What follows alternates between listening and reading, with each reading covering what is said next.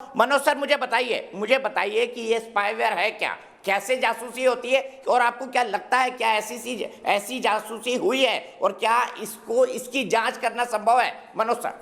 देखिए, ऐसा है दीपक, मुझे नहीं मालूम कि इसमें सच्चाई क्या है, इस केस में पूरी सच्चाई क्या है, लेकिन मेरा मानना ये है कि इसकी एक निष्पक्ष जांच होनी चाहिए, जिसमें जो और एक ऐसी कमेटी से जिसमें कि सिर्फ टेक्निकल एक्सपर्ट्स हों और उसमें पॉलिटिकल लोगों का इन्वॉल्वमेंट, सब इसका जो इन्वॉल्वमेंट है वो कम से कम हो।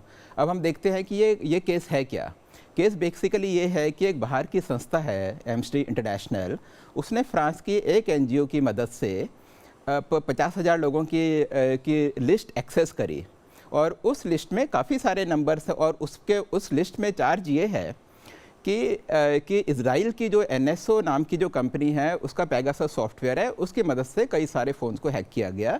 जिनके फ़ोन्स हैक किए गए उसमें एक्टिविस्ट थे, पॉलिटिकल लोग थे। और अब अब देखो दीपक, ये जो जांच है ये हमारे हिंदुस्तान के, ये सारी कंपनियां हमारे हिंदुस्तान के कानून के दायरे से बाहर हैं।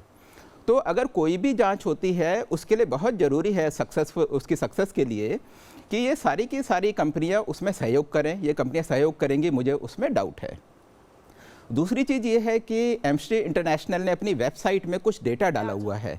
उन्होंने बताया है कि किस तरीके से कि उन्होंने जो ये इन्वेस्टिगेशन है किस तरीके से किया है।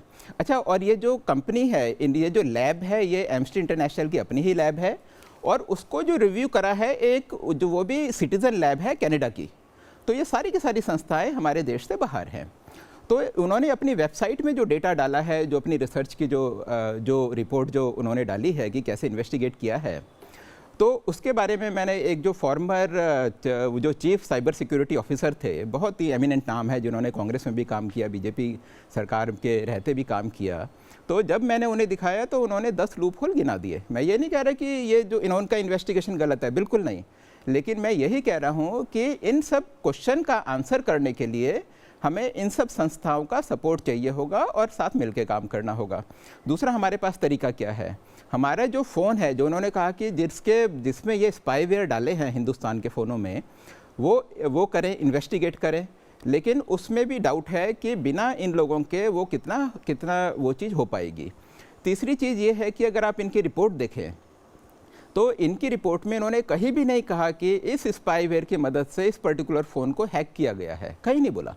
इन्होंने ये बोला है कि ये सारे पोटेंशियल टारगेट थे, हो सकता है कि कुछ हुआ हो, तो इन्होंने लीगली अपने आप को सेफ करा हुआ है। और ये मेरे ख्याल से अच्छा, पर लेकिन तो भी ये नहीं मालूम कि ये फ़ोन हैक हुए हैं या नहीं हुए हैं, तो इसके लिए जांच होना बहुत ज़रूरी है।